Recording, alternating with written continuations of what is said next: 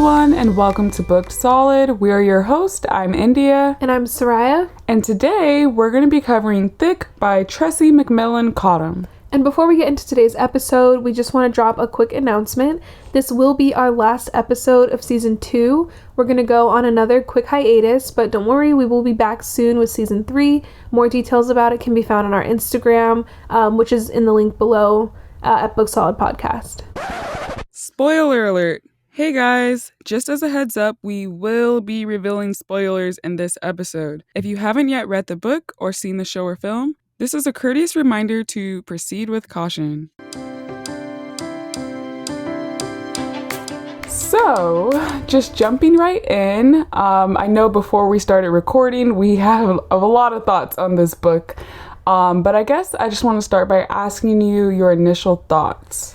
Yeah, so first I was really excited to get into some nonfiction. I know this is our first nonfiction read that we've ever done on the show. So it was really nice to kind of switch up the genre. And I know I mentioned this before we started recording, but this book, there was a lot of like aha moments for me. Like it was just like she put into words a lot of things that I feel, but maybe, couldn't articulate as eloquently as she can. Mm-hmm. But it was hard to read at parts because, reflecting on the Black female experience specifically, like she just hit home with a lot of the things, and there's a lot of pain, and there's a lot I feel that's not always discussed. And so just to see her write about it so clearly and to see that things I've gone through reflected in her writing, like it was very difficult, but in a good way.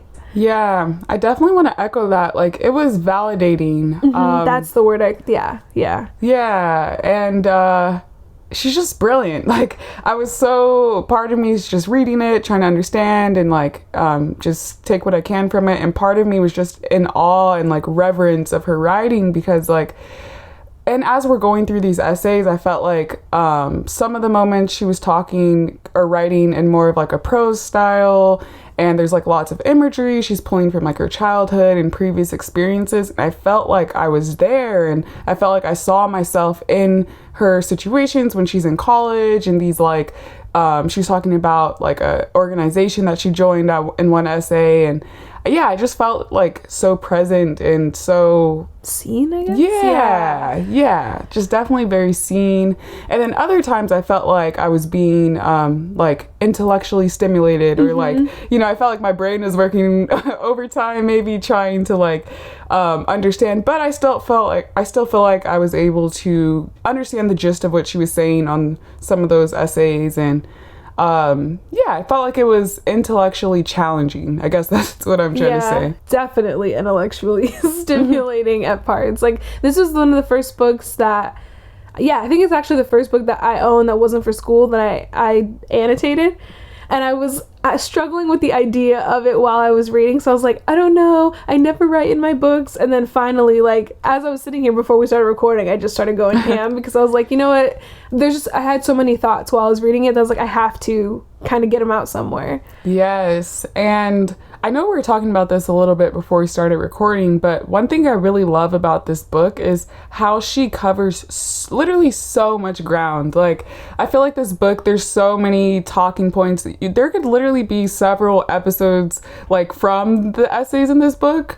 And it's only like 250 pages or something. Yeah. Like, yes, like it was just really fascinating just how much ground she was able to cover in just like really quickly, succinctly tied up chapters. And like she's tackling race and gender and class and politics and social media and like pop culture and like just sociology, like all these things that are very pertinent and relevant, particularly to the Black woman's experience. And I just felt so represented, seen, heard, but also still challenged. Like she was bringing up things I hadn't even thought about, and in a way, I feel like she was uncovering answers to questions I had that I didn't even realize I was looking for. I'm just like, this is some groundbreaking writing. Yes, truly. And I think that when we're talking about books, specifically, we see a lot of books, a lot of posts now about what to read and engage in to be anti-racist. And I honestly really haven't seen this book in that mix. I feel like I've seen the same kind of titles, and I genuinely feel like everybody needs to read this book, and that you'll be better for it, because it presents another perspective that I really and truly feel like we don't get enough of in the literary space. And for her to talk about it with such authority, because this is her lived experience, and to write about it in such a way that I think it would be really eye-opening for a lot of people to read this book. Yeah, I agree. I honestly feel like this is the type of book that could be assigned, maybe, I don't know, with high school texts, I know they're very particular, but definitely college campuses, I can see For sure. Class conversations being held. And I want to say, even though, you know, I as a Black woman was able to really connect with the material because it's written from a Black woman and her perspective, I think that other folks should also definitely read and can still gain a lot, and just, understanding and how to interact with the Black women you deal with in your life. This book is gonna, I think it'll help a lot with that. And to that point, you know, I hate when people try to say, like, that they feel like they can't read something because it's not meant for them. And it's like, okay, we know this is like an undisputable fact. This is not even a matter of opinion, that in the literary space, fiction or not, it is dominated heavily by white voices. Yet that doesn't stop us from reading Hunger Games, Twilight, etc., etc. So you can't really use the excuse of this is not written for me. Everything is written for everyone. And the only way to broaden your worldview is to read from different perspectives. I don't want to hear anybody using that, like, I don't know if this is meant. It is meant for you. Absolutely. And I think it is a disservice. It's a disservice to Black people, to Black creatives, to make this like a niche thing, and it's just for them. And like, actually challenge yourself, open up your mind. And like, even if you are Black, there's stuff, like I said, as a Black person, where I was like, wow, I didn't even realize that was the tea, but it is the tea. And you know, it's just, I was very, very impressed by this book, to say the least. I heavily agree. And so for those of you who don't know, if you haven't read the book, it's compiled of 6 essays. It's 6, right? Yeah, 6 essays that Tressie has written. And what's cool about this book is, so they're essays that she didn't write specifically for this book. They're essays that she's published. But in this book, she kind of re-edits them and tells them a little bit differently. And I really like that she actually kind of made that self-reflective comment of, she's like, if I was able to just take these essays as I originally published them and throw them in this book, then I would not be the type of writer I want to be. I'm constantly evolving and changing. And so as I was putting together this collection, I did have to rework my work, because my opinions have changed. I now know new information. So I thought that was really interesting, that it's like a fresh take on her own opinion, and to see kind of how she's changed and how she's grown. I thought that was really cool. Oh wow, I didn't even know that. That is definitely neat. So I guess just jumping right in, with this episode 2, it being our first nonfiction and us tackling like kind of short story essays, in terms of like structuring it will be a little bit different than our fiction episodes, for those of you who are familiar with that format. But I guess we can just go like kind of point by point. Yeah, that sounds good to me. So one thing I wanted to start with, early on in the book, she talks about this idea of Black women making themselves smaller. And so I just wanted to read a line. It's on page 7. Why is that literally the first thing in my notes is page 7 annotation? We're in sync. We're in sync always. Let's see. Just looking through my book here. Okay, so she says, I was, like many young women, expected to be small so that boys could expand and white girls could shine. When I would not or could not shrink, people made sure that I knew I had erred. And I just felt, again, like so validated, so seen, because I feel like, I wish this is something I had access to. And I know it came out like recently, but like when I was younger, I wish I like was thinking like this, because a lot of times, especially in the public education system, like I did feel like I was erring or I was wrong. And I did feel like definitely when I was like more insecure and low self-esteem, like middle school is middle school. Like everyone is insecure. Everyone's dealing with stuff, as we've talked about a lot in our past episodes. However, I felt like being a black woman, a young black woman, I just, I wanted to shrink myself down. I was always worried about my hair. And even I remember in college, I was at like a party one time, and we were like it was a pretty diverse group of friends. And I'm like, you guys can't see obviously, but like I'm pretty tall in real life. And out of the friend group, I think I was like the tallest. And we were watching, like there's like this band there performing, and we were towards the front, and my hair is up, and I was just like, I feel uncomfortable. Like I feel like I'm blocking this, people behind me. And my friend, she happened to also be black, and she's just like, you don't have to make yourself smaller.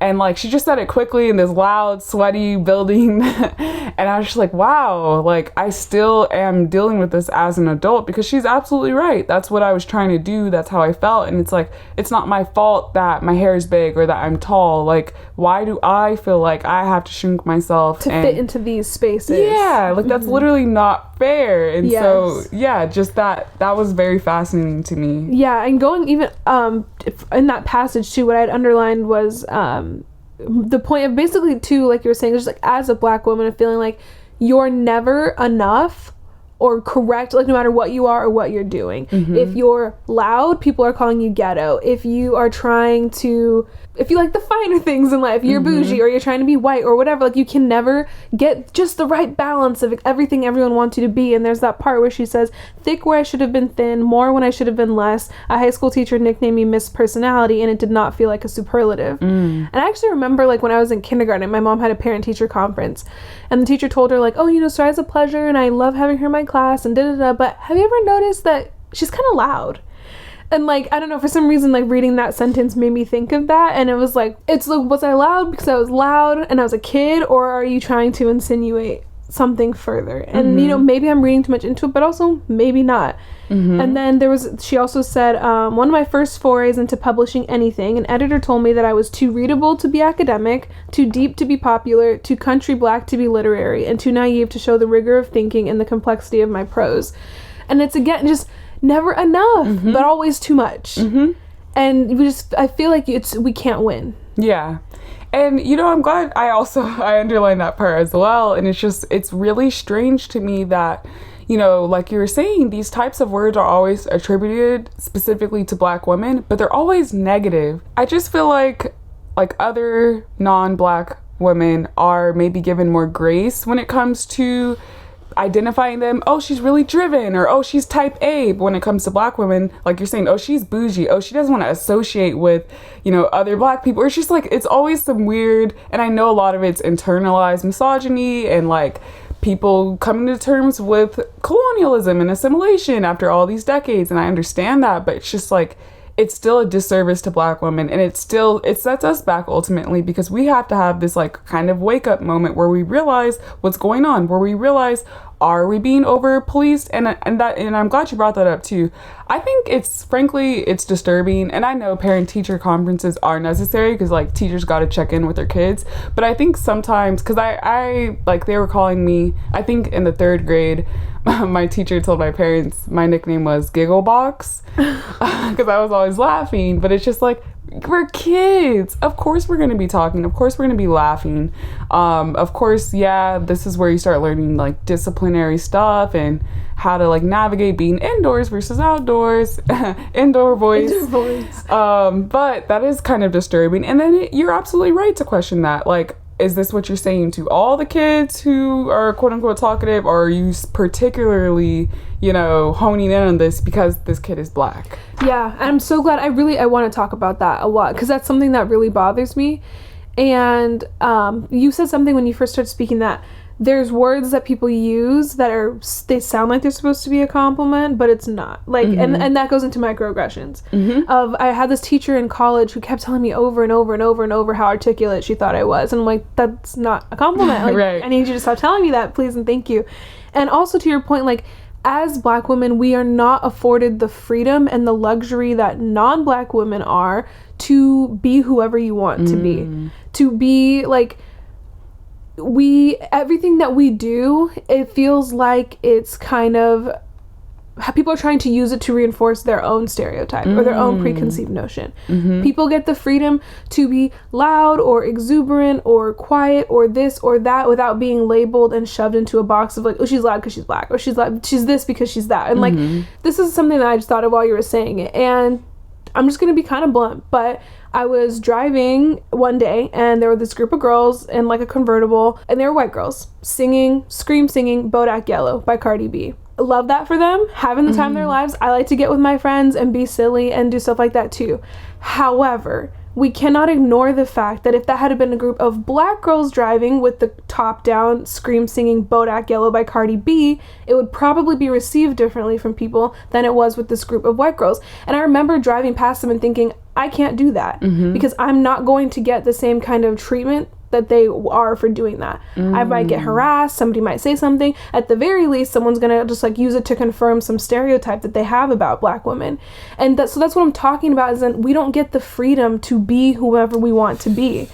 And so seeing them do that, like, honestly made me a little bit sad, because like I feel like I don't have the privilege to be able to do something as simple as sing with my windows down. And it's so interesting how that's like a shared universal experience, because I feel like I've definitely had this conversation throughout my life with other black people, and I myself, like, I'm guilty as charged. When I'm driving, it's almost therapeutic to play my music really loud sometimes. Like, yes. I like it. But something that's interesting, I remember being a kid and like we moved to a predominantly white neighborhood. And my parents, through them, I learned this idea of the moment, like, we will be on the main street. The moment we pull into that neighborhood, swiftly, the hand is going to the volume button and you're cutting it down, because we can't be that loud black family pulling into this white neighborhood, bumping rap. We've seen the cops call them black people for less. Exactly. And that was literally, I was like, I don't know, 9? Maybe, no, I was younger, definitely younger, like 7. And, you know, I'm starting to understand like what it's like being black, and how we have to be smaller and shrink ourselves down, and how we can't really be our full selves. And it's just like, we have to be crazy. Accommodating in every situation too, whether it be professional, academic, social. We are constantly having to put on different shoes that are required for each different situation, and it's exhausting. I'm constantly policing myself so that I'm received in the right way, or so I don't have to face some kind of unnecessary pushback from people. And the catch is, you know, this type of self-policing, one, it never ends, and two, it still doesn't really protect us, you know? No, it absolutely does not. It kind of gives us this sense of protection, but it doesn't. It doesn't. It's like, did you watch the reboot of The Twilight Zone, the one that Jordan Peele did? Oh, you know what? I caught like 2 episodes, but I didn't finish it. There's an episode, I won't spoil it, but basically of this woman and her son. They're black, and they're stuck in this time loop of this cop shooting her son.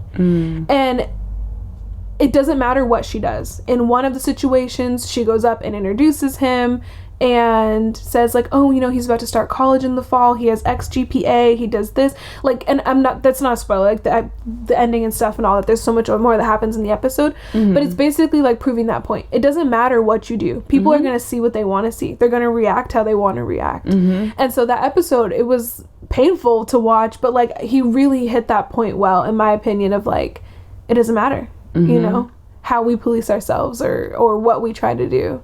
Yeah, and it's just interesting because I think deep down, well, I guess I'll speak for myself. Like, I know deep down, I feel like maybe I've always known that, but it's not going to stop me from, you know, to this day, if I pull into my parents' neighborhood, cutting that music down. It's habit now. It's too deeply ingrained. Yeah, or even if I'm driving and I notice the police is in the next lane over, I'm cutting my music down for sure.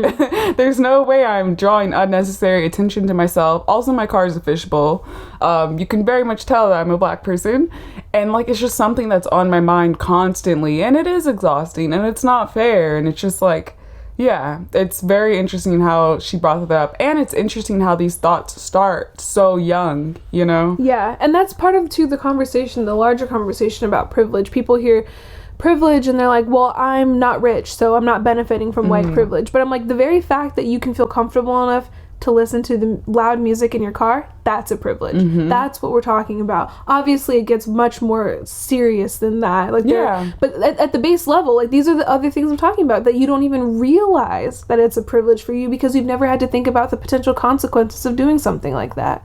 Stuff as small as going into a store and not buying anything, and say I was in there for a while and like, let me get a pack of gum because exactly. And I'm the type of person, like, I look at reviews for everything. Okay, so when I'm shopping, especially when I'm trying something new, like, I'm trying to look on my phone and look at reviews, but I'm always like, do I look suspicious? Do I look like I'm casing the place? Do I look like they think I'm gonna slip something in my pocket? Like, when I'm like really just looking on my phone for reviews because I can't decide between which fabric softener I want to buy. Yes, same. Yeah, it is. It's definitely a type of privilege to not have to think like that. And no one's saying, like, yeah, people definitely can become sensitive. And we all have certain privileges depending on, you know, how all the different factors of our identities. Well, maybe not we all, but a lot of people do. But it's not necessarily like this isn't an attack. It's just saying once you're aware of your privileges, you can start to work on how to be more inclusive and how to help, you know, other folks who aren't as privileged. Like, because I feel like that word, especially now, is very charged, and when people hear privilege, they're like, no, I worked myself from I pulled the bootstraps up, and it's like, we're not contesting that. Yeah, and I get it, you know, I understand, like, to an extent being defensive, but it's not an attack, it's just a statement, it's a fact. Precisely. I also wanted to talk about, so we move into, this is still part of the thick essay, the very first one, where she was talking about how Black women have kind of been pigeonholed into the personal essay category when it comes to speaking out, or like how they're taken seriously in the media, and like what they're given license to talk about, and where people like will give them any kind of credibility. And so she was talking about how the personal essay had become the way that Black women writers claim legitimacy in a public discourse that defines itself in part by how well it excludes Black women. And I just thought that was a really interesting passage because, and she said also, in modern society, who is allowed to speak with authority is a political act. And so it's just, it's very interesting that she goes on to reflect about how, like, this seems to be the one space where we are given any kind of opportunity to speak, but then almost even so, people still don't want to believe it. Like, I feel like even, you know, me saying what I said about the convertible and the music, like, so someone might hear that and be like, well, you're overreacting. Nobody would care if you listened to your music with the radio down. And I'm like, they absolutely would. And I can tell you that because I've lived this experience and you have not. Yeah, it's almost like the personal essays aren't taken with as much, like, I don't know, they're not held as such high regard, or maybe for whatever reason, well, we know the reason, but like, they're just not taken as seriously, and it's just like, oh, like, put the Black women over here with the category that we don't really respect, I guess, which is like weird, because it's definitely like, these are lived experiences. These are like, you know, you're pulling from your experiences and then you're extrapolating and gathering meaning, often incorporating like other resources. It's an essay. You know, and I thought that part was interesting too. Like, it's strange how Black women are invalidated in that literary space at every turn. Yes. Which is like, that's the thing that blows my mind, is there are certain experiences that I can't speak on because that is not my lived experience. And I would never try to tell somebody that's not right, or I'm sure that's not how it is, or it's not that bad, or anything of the like, because I haven't lived it. I wouldn't know. But it seems to me, like, especially in the conversation surrounding, well, feminism for sure, and racism as well, people who are not a part of the population really like to try to put their opinion on it of what that lived experience must be like. But then again, it just comes back to, how would you know? Like, why can't we have the license or the credibility to speak on something this personal? And to that point, I did want to touch on this point that she brings up. I'm just gonna look through the book. Okay, so she's kind of talking about this idea of us being the most developed we've ever been in the world to date. And she says, I'm living in the most opportune time in Black history in the United States, and that means still that I will die younger, live poorer, risk more exposure to police violence, and be punished by social policy for being a Black woman in ways that aren't true for almost any other group in this nation. And then she also says, that is the best it has ever been to be Black in America, and it is still that statistically bad at the macro level. I'm so glad you brought that up. That was something else I wanted us to talk about. Yeah. Wow. And yeah, like, again, this isn't an opinion, and I don't know, I could say that this entire episode with everything, but it's just like, that's definitely very sobering, just knowledge to really think about and sit with. And that's not to, like, of course, discourage Black women for wanting to accomplish what they want to accomplish, but it's just like, we have to acknowledge that, and we have to think about that collectively as a society. And yeah, I just feel like it's something that, like, we need to acknowledge head on. Again, like, I feel like this should be taught in schools, definitely at the college level. And well, like, to what you're saying is, like, it's not opinion, because there are statistics to back this up. There's, like, actual factual statistical evidence to prove these points, and that there are higher rates of mortality, specifically, like, with Black mothers, and that our access to certain resources, or even when you can't access those resources, whether or not you're taken seriously. Like, then in another one of Tressy's essays, she talks about how she found the best possible, like, OBGYN in her area, because she wanted, it's almost that, like, sense of protection and safety we were talking about, of, like, shrinking yourself or making yourself fit in a space. And so she thought if I could find a place that is the best of the best, then maybe I can protect myself from a healthcare system that statistically has been proven to show that doesn't care about women like me. And she did, and then still ended up going through an absolutely horrific experience where she ended up losing her baby because none of these medical professionals were taking her seriously. And so again, we see that through statistics. We know that Black women are 3 to 4 times more likely to die from pregnancy-related complications, and 3 to 4 times more likely to suffer from severe disability. And so it's like, she tried to put up that armor, that shield, to protect herself, and it still didn't work. And I just thought that whole passage, it was, first of all, incredibly difficult to read, because in the very beginning of the book, she talks about how she has a child.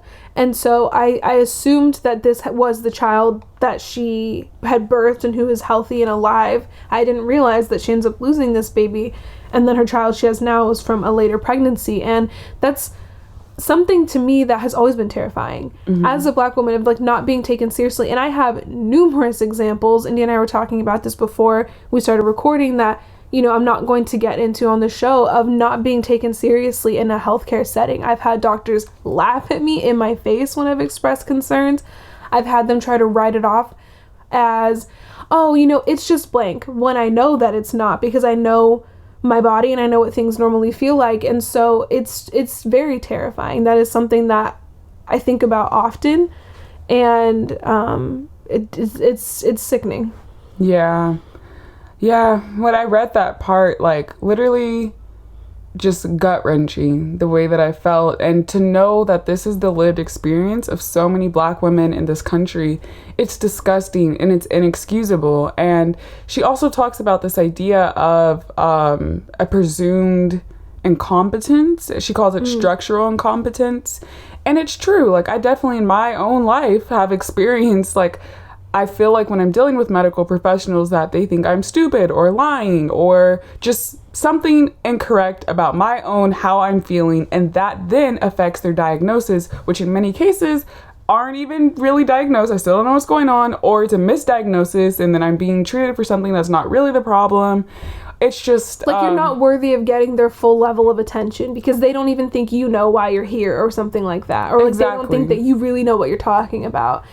And exactly. Yeah, it's like just constantly having to prove yourself. Exactly. And off of what? To look at me, you see the color of my skin, texture of my hair, whatever, what have you, and now this is how I'm being treated, and now it's affecting my health. My health is my livelihood, right? And so when we're reading this part, I'm just like, and she's talking in detail about, you know, I won't get into details on the podcast, because just talking about it is just like, yeah, it's making me really sad, but it's just like, the fact that, as she's recounting her experience and losing her baby, there were many instances along the way in which had a professional had taken her seriously, we don't know, but like it seems like maybe there could have been a different outcome.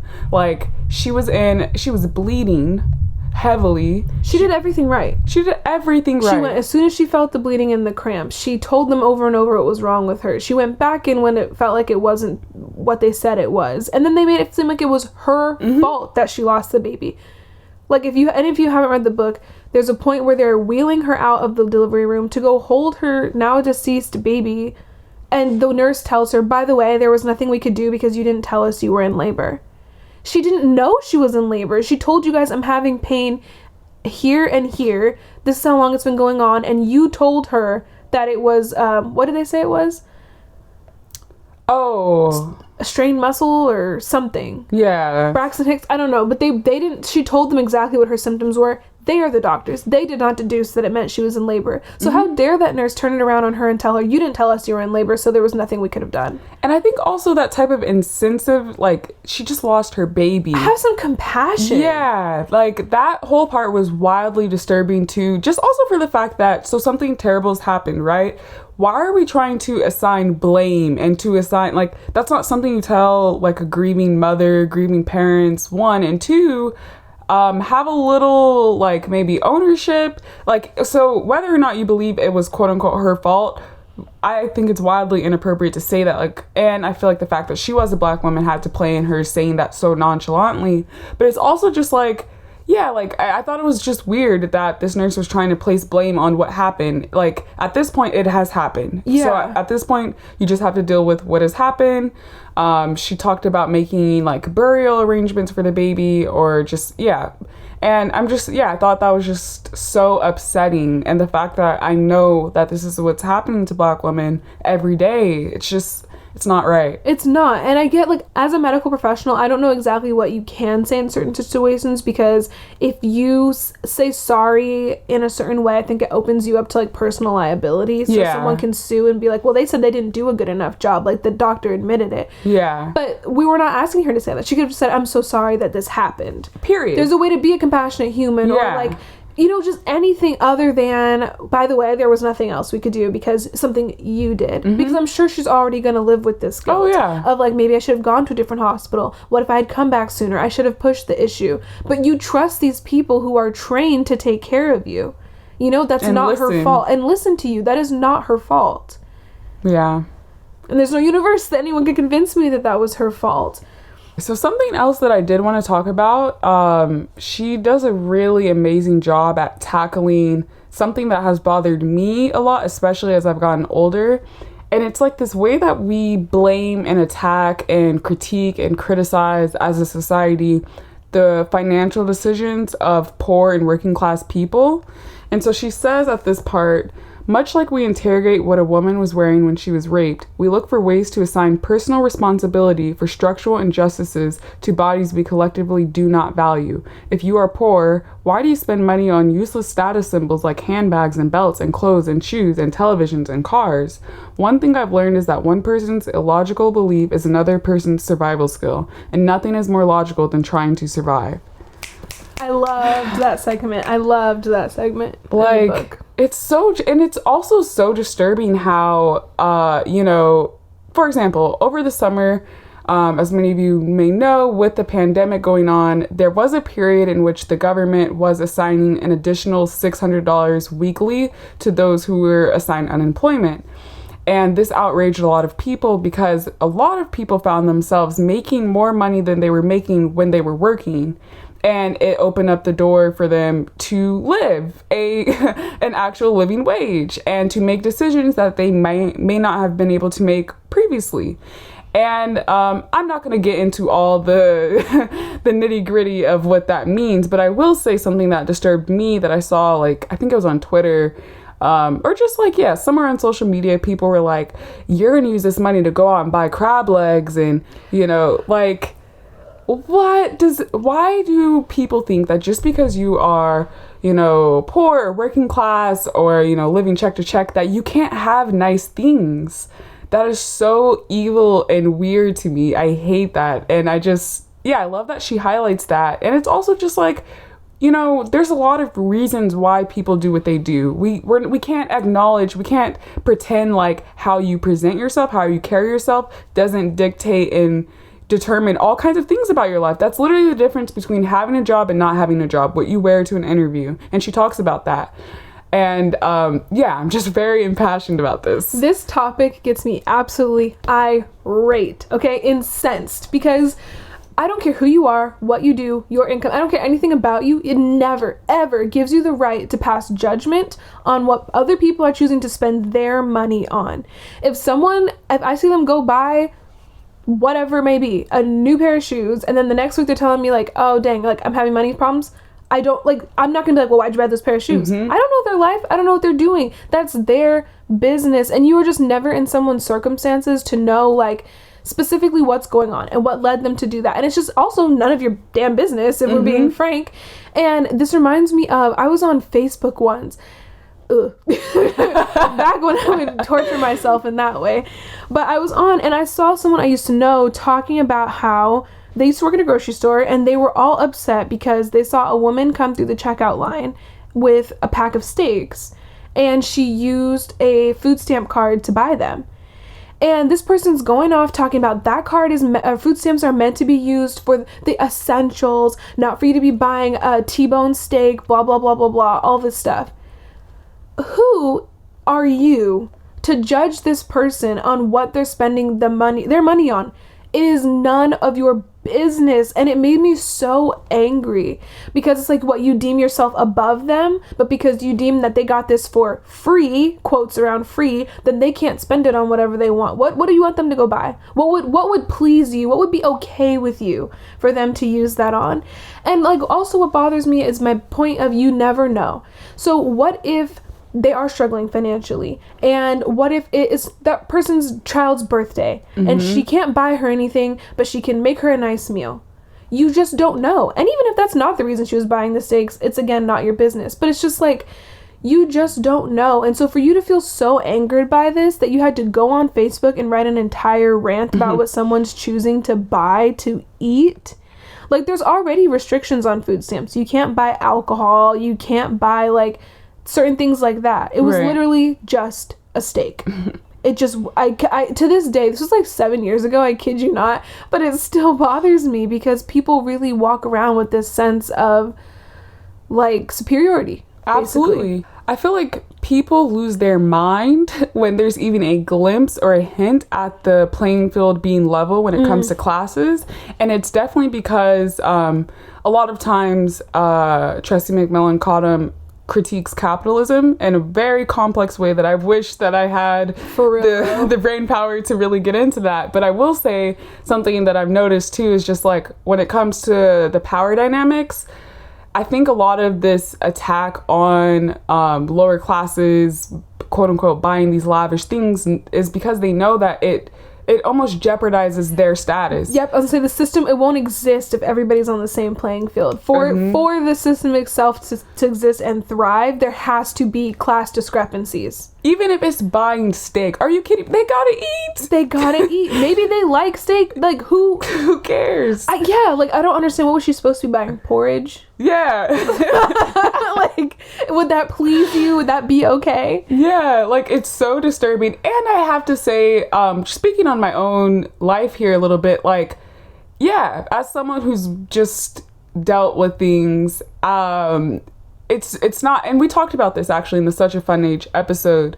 I think Amira, she buys herself a nice jacket, from last season. It's just like you don't know about what people are doing, why they're doing it, and you, like, Amira in that instance, she was like in a somewhat unstable job situation. She was like beating herself up for it at first, and you just don't know. And it's like, what is this gonna do? Like, what is you being upset gonna do? Truly. And when you're like in a position in your life, or you're going through just struggle after struggle after struggle, whatever that struggle may be, doing something, having something that makes you feel good, whether it be momentary, like fleeting, whatever, it's a relief. Mm-hmm. You know, like, I have definitely, when I've been going through difficult times, treated myself to, like, you know what, I probably shouldn't spend money on this, but I want this book, and it's gonna make me happy, and I'm gonna buy the book, or I'm gonna buy, you know, this new eyeshadow palette, like, because, and, you know, it's not about being irresponsible, but it's like, when you can find something to make you feel good or happy in a time where you're feeling so low, or it's just a constant barrage of, like, difficulty and struggle, that's your own personal decision. And I don't want to hear it from anybody of, like, well, you probably shouldn't have bought that. Like, you know what? It made me happy. For that little moment in time before I went back to reality, it made me happy. And that has value, and that's also important. And it's weird that we conflate the two, and, you know, it can't always be all about, you know, bills and the struggle and, like, pinch my pennies and this and the other. Like, okay. Right, because otherwise what's the point? Like, this is life, and it has all these rich different factors, and yeah, we gotta be like, you know, I have a candle addiction. I'm not gonna lie. Like, if I want to buy the candle, I'm gonna buy it, and it's not the end all be all. Sure, maybe if I didn't buy that one candle, I would have $10 more to put in the tank, and then that would, like, yeah, we could do the math. But, you know, if the candle's gonna, nobody wants to live like that. Yeah, like, sometimes that happiness has some value too, because now I'm in a good mood, and now I can accomplish XYZ, and you don't know. And it's just like, yeah, I love that she brought that up, because, and I think it's something too that we've been definitely conditioned to do in society. I think a lot of adults have to do some unlearning and acknowledge that they have that, because something that's also interesting is, like, you know, other folks, working class folks, I come from, like, a middle class background, they have this thinking, this ideology. I'm like, y'all, you're not, I don't know how to say this, but you're not in the wealthy elite. You're not in the upper class. So you having these judgmental opinions isn't really doing anything at all. You're just being negative for the sake of being negative. And, like, you don't owe anybody an explanation for anything. And, like, I remember I saw those tweets going around. I think people were kidding, some people weren't, I don't know. But when the second stimulus payment was being distributed, people were like, oh, I bet all y'all are about to go spend your second stimulus payment on that PS4, huh? Or PS5. Yes, PS5. And I was like, really and truly, if people start doing that, I wouldn't care. I would not judge you for that, because you know what? It's been a hard year. And if that PS5 is going to make you happy, then you go do that. I don't know your business. I don't know your life. Like, and it was even, like, people were joking about it, but then people were already being judgy of, like, I can't believe y'all think you're going to spend your money on that. And it hadn't even happened yet. Like, that's how deeply ingrained it is. Yeah. Or they'll be like, oh, you're going to go buy the new Jordans. You're going to do, also, since, you know, we're just being negative and judgmental, like, okay, so yeah, what if people are just buying, you know, quote unquote non-essential things with this money, right? That's still going back into the economy, which has suffered and tanked from a global pandemic. So it's still helping overall. Like, what is this energy doing? What is this energy doing? It's just like, the world would be a better place collectively if everybody could mind their own damn business. I'm telling you, like, it would solve a lot of problems. Everyone is so focused on what, you know, Timmy to the left is doing and whatever. Like, just worry about you. Stay in your lane. Yeah. I mean, the only thing I can think of, if you're actually being helpful and positive and, you know, constructively, but no, like, still mind your business. Every time I see stuff like that, I just think negative energy out in the air for what? What did we accomplish? What has changed? Nothing. Yeah, and passing your judgment. Like, do you think that lady's gonna go return those steaks? Right. Do you think that, you know, it hasn't made a difference? And let's talk about that too. So this, you know, these somewhat minor purchases or little treat yourself moments, there's still major like class imbalances and, like, wealth imbalances. Like, that's not going to change nothing. Okay. Yeah, whether she buys porridge or a steak, it's not going to make a difference in that moment. Yeah. Even her life. Like, yeah, like you look silly for being mad about it. Exactly. Is the point blank bottom line. So one of the final points I wanted to bring up is she's again talking about, like, navigating working as a person of color, and she has this quote where she says, people of color are similarly hypervigilant when we navigate a white social world. We screen our jokes, our laughter, our emotions, and our baggage. We constantly manage complex social interactions so we are not fired, isolated, misunderstood, miscast, or murdered. We can come home if we're lucky enough to have a home and turn off that setting. We often do, as I once did, look for versions of ourselves in literature and pop culture. So she has that part. And then in the next essay, there's this part where she talks about working entry-level jobs. And she says, that is why the first best criteria for most entry-level jobs in media, especially at prestige media companies, is a family wealthy enough to afford you the unpaid internship you will have to take to get your foot in the door. And I just feel like that's a lot to right there. Mm-hmm. So like, yeah, so it's one thing, once you get your foot in the door, you're still, again, policing yourself. You can only be a certain way because you know that if you kind of step outside the expectations people have of you, that could literally, like, you lose your job. They might tell you that your hair is a little unprofessional. Exactly. Yeah, like, and this is something I've noticed. I feel like this is not even a conspiracy. Like, I don't know, when I'm at work, I mean, everyone, when you're at work, so especially customer service based jobs, you're gonna behave a certain way. But there's times where, like, I feel like if I'm laughing, like, managers' ears shoot up and they're like, what is going on? Your work is not getting done. Why are we laughing? Why are we happy at work?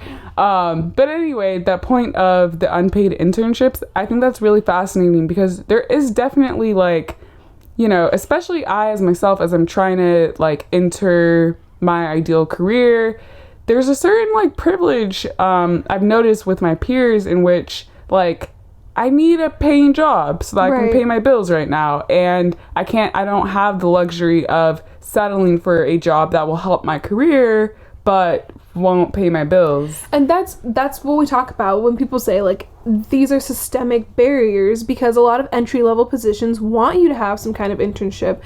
Most internships are unpaid.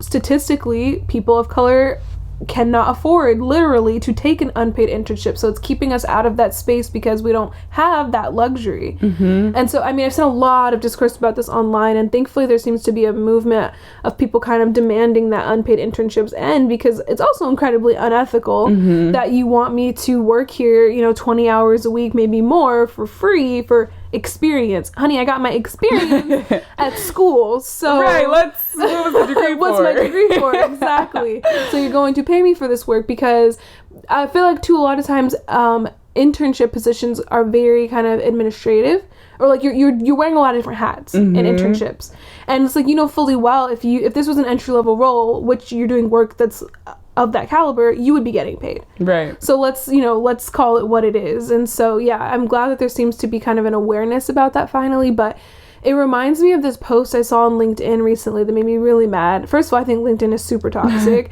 And yeah. Tressie actually says something in this book about, like, LinkedIn being dumb, to put it plainly. But basically this guy had posted something. You know what? I bet I can find it. Okay, yeah, I think I'd sent it to you, India, because I was so mad. I was like, I need to rant to somebody. But this guy posted, he was like, students, here's some real talk. Your internship obsession is absurd. When I was in college, we didn't care. I mostly bummed around at home during the summer, working at my dad's doctor's office part-time. Yeah, I had a couple of internships, but it wasn't a big deal, just something to keep me busy. Most of my friends traveled a bunch or bummed around like me, and here I am now surrounded by students who are freaking out that they don't have something secured for the spring. Oh no! Guys, relax. You'll get a job, you'll have great careers, and everything will be fine. The internship arms race, put an end to it, and have a pina colada on me. The fact that you cannot recognize that post is dripping in privilege. Like, as he wrote that, how did you not see? I'm sorry, not all of our fathers work in doctor's offices where they can just give us a position the second we come home to make some money. Not all of us have the resources to be able to bum around all summer and travel. I mean, like, traveling is something huge on my list that I want to do, but that's a luxury. Right. Very much so. And so, like, a lot of people commented on that post and were like, this is really not it. Like, you're completely erasing the experiences, or not erasing, but you're not acknowledging that other people have a different experience than you, and we cannot afford to do this. And so, yeah, it's like just that kind of mindset and mentality is just dated. Yes. And let's not pretend like what you just said. I be on Indeed, I be on Glassdoor, I be on these websites looking for jobs, and they literally are asking, do you have internship experience? Like, I think that's gaslighting, to be like, why are you tripping over not getting an internship? Like, you'll get a job without it. No, you won't. Even with a degree and internship level or internship experience, it's still a struggle. Right. For entry level, they want a lot. It's competitive. Absolutely. And yeah, it's just like, that's not, maybe that was the case when you were in school. It's not the case now. And your privilege case. That right there. Also, this person was in college, I believe, 25, 30 years ago? Okay. The job world is very different right now. The job search is very different right now. Right. And it's a very real thing. I mean, what's coming to mind right now is the movie La La Land, but it is kind of like, and just being in LA, this idea of like wearing a lot of hats and trying to chase your passion while also being like, I'm an adult, like I have things I need to take care of, and sometimes the two don't intersect in the way that I want them to. Like, yes. It's my dream, it's everyone's dream to do what you love. It doesn't feel like I'm at work, and that's paying the bills and keeping the lights on and what have you. Like, yeah, of course that's the end goal, but it's so just naive and harmful to be that willfully ignorant as a grown adult on LinkedIn talking like your word is law. Like, dude, you don't know. This is why we could do a whole episode on why I firmly believe LinkedIn is toxic, but this is just an example of the kind of behavior that leads me to believe that. But I was very pleased that the brilliant Tressie McMillan caught him, feels the same way. Called LinkedIn out by its name. We love to see it. Yeah, I'm not here for LinkedIn right now. And I mean, for people who know me in real life, I've really, especially like these last few years in social media in general, I'm definitely failing in terms of being active on all of the social media platforms that I have. But LinkedIn in particular, I just like, it's not, Soraya said this before we started recording, but like, is it actually helping people get jobs? Like, yes, it's a tool and you can use it to connect, but like, yeah, I just want to know, I'm curious to know the statistics on like how many jobs you've successfully gotten having LinkedIn. Yeah. And I know we even said this prior to recording too, but to me, like LinkedIn, the purpose of the app is to help you find a job. It's going to thrive on you being in a job search, not necessarily in you having a job, which is another reason why I believe it's kind of a toxic environment. But like, let me not go off on a tangent on LinkedIn, but yeah, I'm not a fan. Right, and especially like these job tool type of websites that rely on you paying, which is interesting.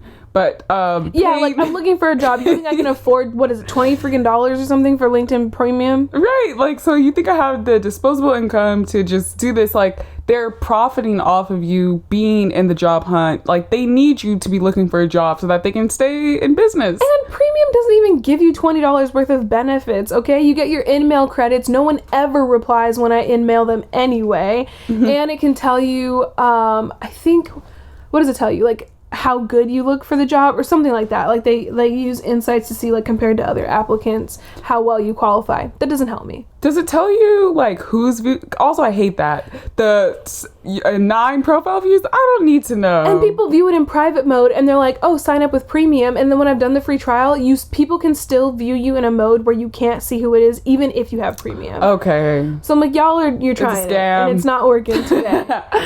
Yeah, and I'm just like, why do we need to say that? Like, every time I see those emails, I need to go into my settings because I'm just like, I don't want to know. Yeah, so are you gonna offer me a job? Yeah, for real, because if not, then next.